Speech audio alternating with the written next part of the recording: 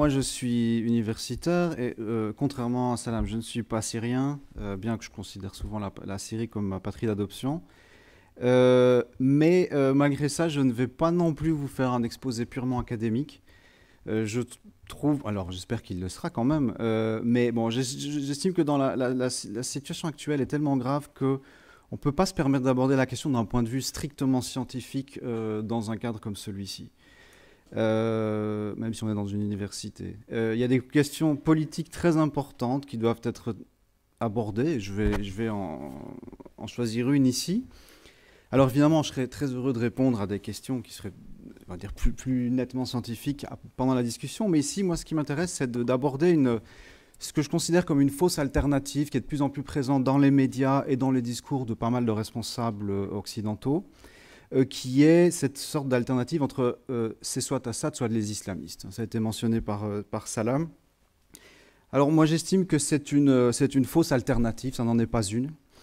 Alors, pour plusieurs raisons, je vais en développer une ici en particulier. Et j'estime que le fait de formuler la question en ces termes produit et produira et a sans doute déjà produit des politiques occidentales qui ont en fait abouti à renforcer à la fois Assad et les islamistes les plus radicaux. Donc la question, c'est pas Assad ou les islamistes. Finalement, ce qu'on a, c'est Assad et les islamistes les plus extrémistes.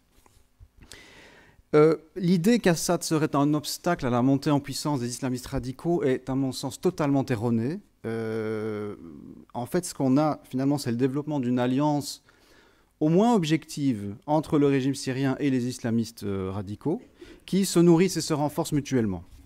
Alors, avant d'expliquer pourquoi j'affirme cela, je voudrais opérer une distinction quand je parle d'islamistes radicaux. Alors, je distingue en des islamistes, entre, on va dire, deux grandes catégories ici.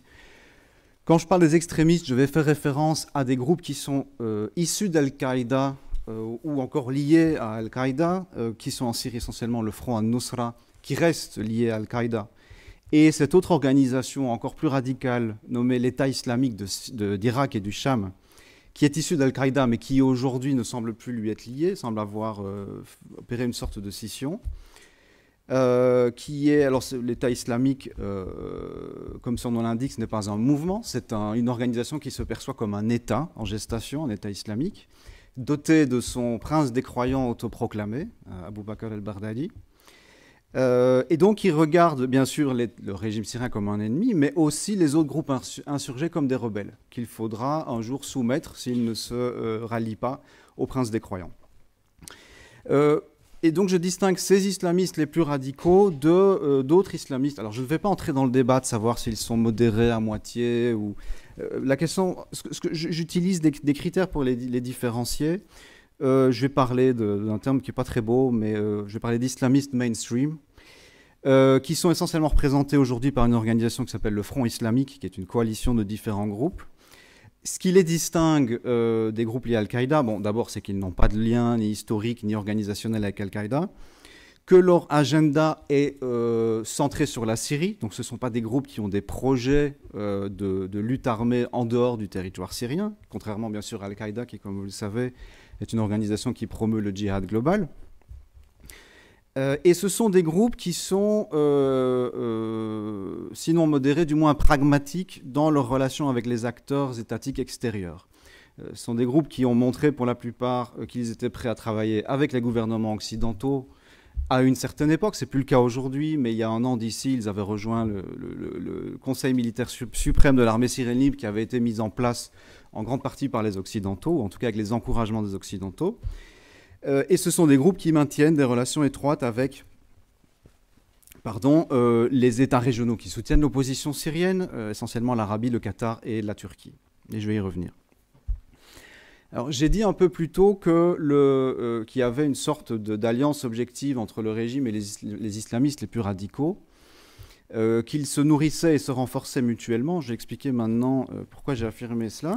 Alors, le régime a encouragé le développement du radicalisme islamiste depuis bientôt 3 ans, à la fois indirectement et directement.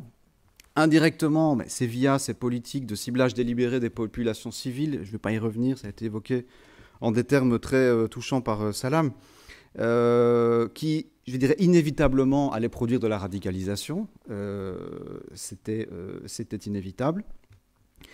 Il y a eu des provocations confessionnelles délibérées très très rapidement, des attaques contre des mosquées, très très tôt, dans les tout premiers mois du soulèvement, des prisonniers qui étaient... C'était un phénomène massif, forcés de blasphémer pendant les séances de torture, toutes sortes de provocations confessionnelles qui ont évidemment en retour créé du radicalisme dans la population sunnite.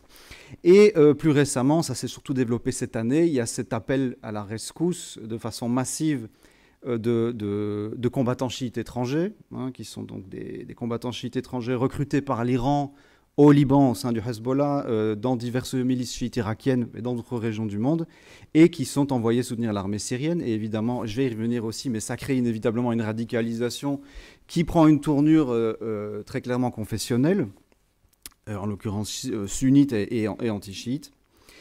Et alors je dis qu'il y a eu des encouragements directs. Alors en tout cas, il y en a un au moins qu'on est capable de prouver, qui est cette politique de libération de cadres islamistes radicaux dans les toutes premières semaines du soulèvement. Donc durant le printemps 2011, il y a une politique délibérée de relâcher des gens qui étaient en prison parfois depuis quasiment une décennie pour des activismes islamistes radicaux.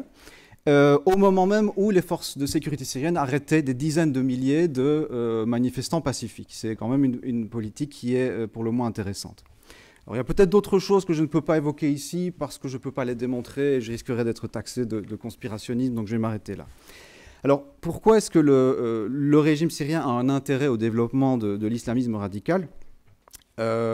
Précisément, et on le voit très bien aujourd'hui, c'est pour apparaître comme un moindre mal aux yeux des Occidentaux et de certains Syriens, et ça marche pas mal, en tout cas notamment aux États-Unis.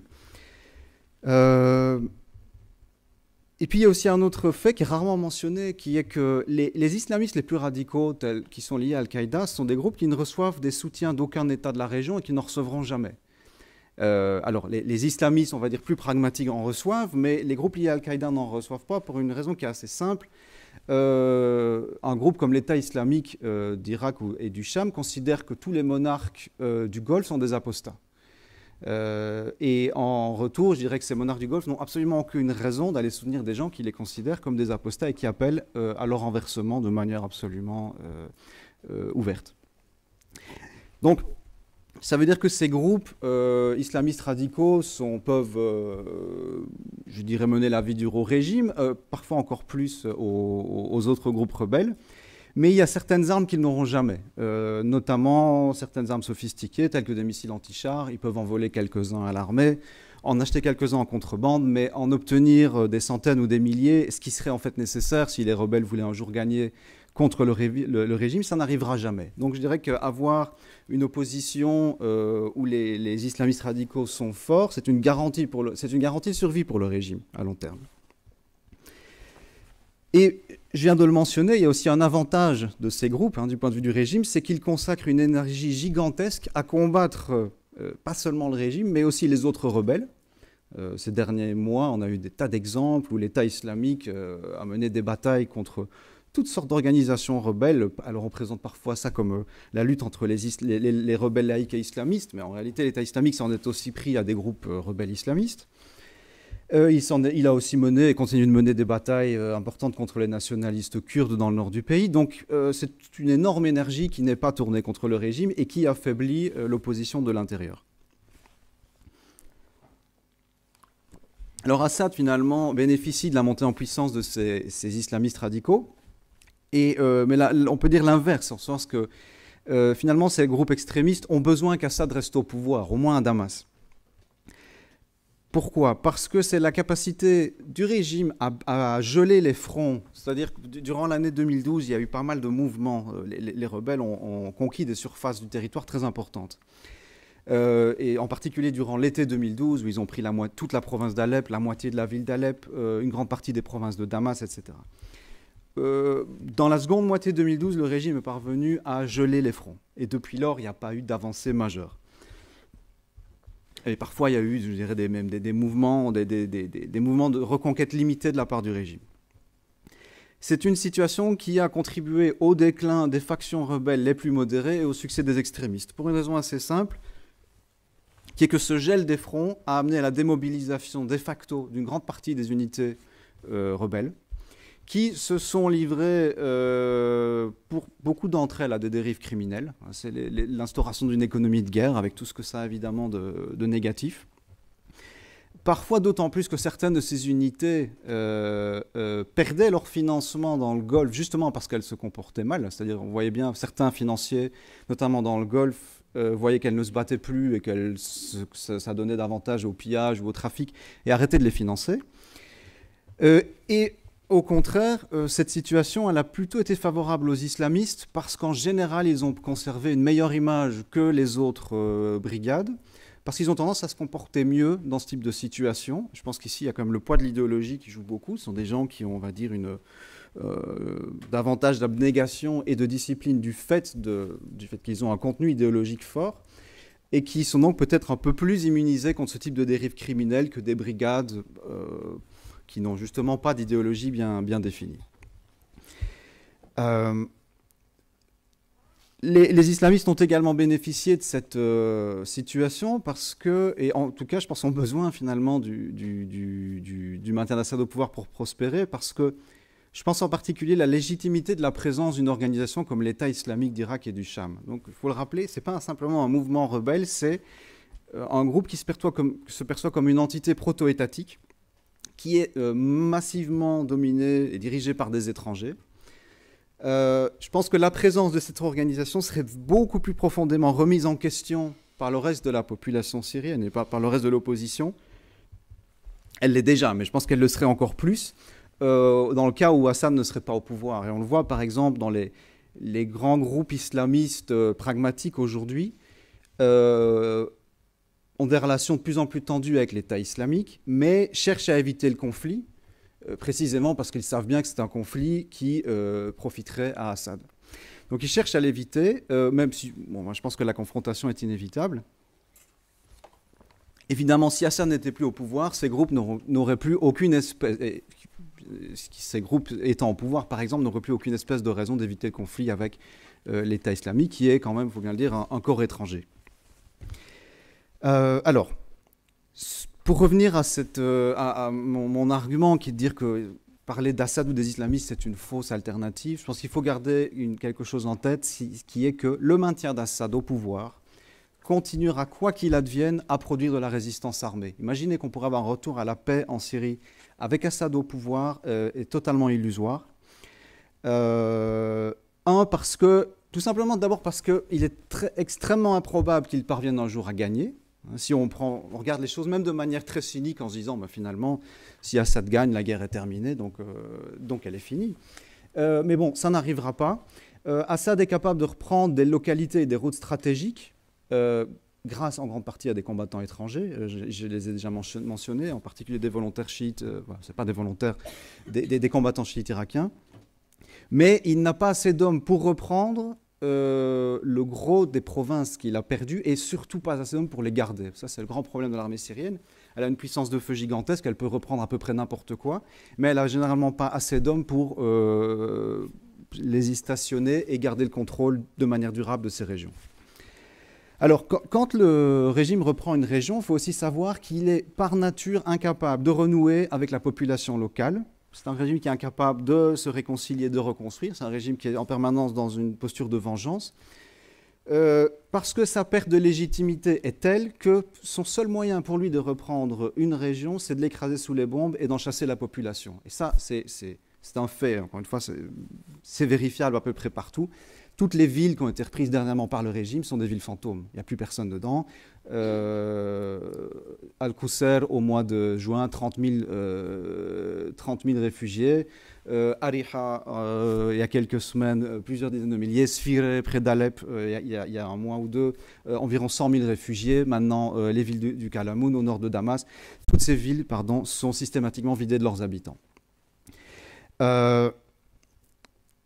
Et je dis que ce maintien d'Assad au pouvoir continuera de produire de la résistance armée. Eh bien, c'est d'autant plus le cas que de plus en plus, le maintien d'Assad au pouvoir n'est rendu possible que par ce qui s'apparente de plus en plus à une occupation étrangère, c'est-à-dire, ça je l'ai dit, cette présence de milices pro-iraniennes dont le rôle est tout à fait significatif. Alors en nombre, évidemment, ce n'est pas du tout quelque chose qui serait comparable à l'armée syrienne, mais on constate que ces unités chiites étrangères sont impliquées dans la quasi-totalité des victoires stratégiques récentes du régime, Al-Qusayr au mois de juin, Khan Nasser près d'Alep il y a quelques semaines, le sud de Damas il y a quelques semaines, la route Damas-Homs actuellement.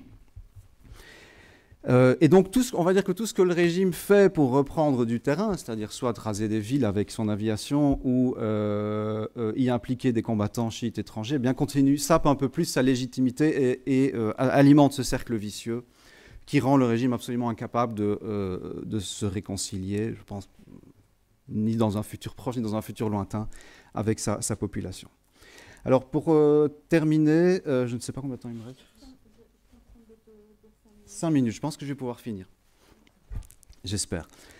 Donc, la résistance armée, il y en aura. Et la question, c'est simplement de savoir quelle forme elle va prendre. Alors, on va dire qu'il y a eu 3 modèles, finalement, dans l'insurrection syrienne, que je vais un peu développer. Alors, le premier modèle, bien sûr, c'était celui de l'armée syrienne libre. C'est l'insurrection à ses origines, qui est essentiellement constituée, qui est dirigée par des officiers déserteurs. Et on va dire les rangs sont un mélange de déserteurs et de volontaires civils. L'armée syrienne libre n'a pas réellement d'idéologie définie. Alors je ne vais pas dire qu'elle était laïque, mais bon, elle était plutôt dans une rhétorique nationaliste. En tout cas, elle n'avait pas vraiment d'idéologie. Et c'est un projet qui a reçu le soutien, alors je vais bien sûr nuancer fortement, mais au moins en apparence, des pays occidentaux et initialement des États du Golfe. Et qui a, je pense, largement échoué en raison de la nature du soutien qu'il a reçu. Alors, quand je parle de l'armée syrienne libre, il ne s'agit pas d'une seule organisation, mais il s'agit d'une série de projets pour organiser les rebelles sous l'autorité d'officiers déserteurs. L'armée syrienne libre est une sorte de label général. Alors, au niveau occidental, il y a eu un soutien rhétorique, mais qui, sur le plan matériel, était essentiellement symbolique. C'était ce qu'on appelle les fameux équipements non létaux. C'est des postes de radio, des jumelles, des tentes, des rations alimentaires, mais ce n'est pas quelque chose qui change les équilibres sur le terrain. Alors je dirais que ça a nui à l'armée syrienne libre, je dirais que ce soutien extrêmement prudent et pusillanime, qui était motivé notamment par cette idée qu'on ne sait pas dans quelle main ça va tomber, peut-être que finalement tout ça va aboutir à la montée en puissance des islamistes radicaux, et je dirais que c'est produit exactement ce dont les Occidentaux avaient peur, mais comment dirais-je, bien que ne fournissant, c'est-à-dire les Occidentaux n'ont pas fourni d'armes parce qu'ils avaient peur de voir les islamistes monter en puissance, ils n'en ont pas fourni, mais les islamistes sont arrivés quand même. Et je dirais que ça a été d'autant plus dommageable pour l'armée syrienne libre que les soutiens venant du Golfe étaient déficients. Je vais l'expliquer avant de conclure. Simplement, avant ça, je voudrais dire que quelque chose qui a aussi beaucoup nui à l'armée syrienne libre, et de manière, à mon avis, extrêmement profonde, c'était la reculade spectaculaire de l'administration Obama après l'attaque chimique du mois d'août. Donc reculade, c'est-à-dire cette annonce d'une intervention militaire et annulation 10 jours plus tard. Ce qui a été, à mon sens, un coup terrible pour la légitimité de l'armée syrienne libre, qui avait lié son sort aux Occidentaux, qui espéraient enfin pouvoir dire, regardez, cette alliance avec les Occidentaux porte ses fruits, et puis qui se sont retrouvés couverts de ridicule.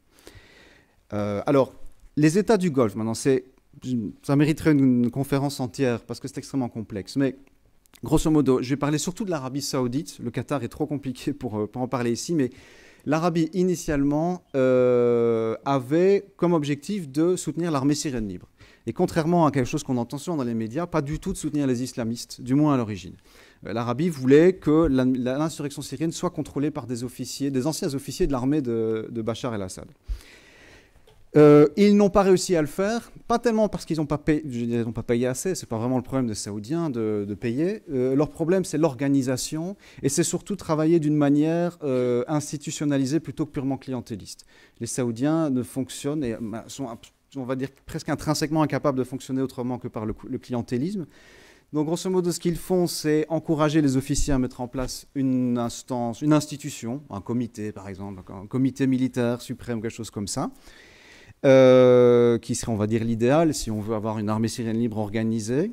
Mais inévitablement, les Saoudiens vont choisir un certain nombre d'officiers qui sont on va dire, leurs clients préférés dans le comité, leur donner la quasi-totalité des financements. Ça va nécessairement créer des divisions à l'intérieur de l'institution et cette dernière va s'effondrer ou devenir une coquille vide. Ça, c'est quelque chose qui se reproduit assez fréquemment. Et alors, pour compliquer le tout, il semble aujourd'hui, et ça me paraît de plus en plus clair, qu'à l'intérieur du régime saoudien, il y a plusieurs centres de décision qui ne travaillent pas ensemble et qui ont des clients différents.